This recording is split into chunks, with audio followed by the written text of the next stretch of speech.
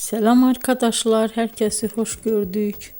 Bugün sizler için sevilen oyuncularımız Birce Akalay ve İbrahim Çelikkol'dan güzel sempatik fotolar hazırladık. Birce Akalay yer gök aşk, hayat bazen tatlıdır, siyah beyaz aşk bu kimi dizilerde rol almış ve herkes tarafından çok beğenilmiştir.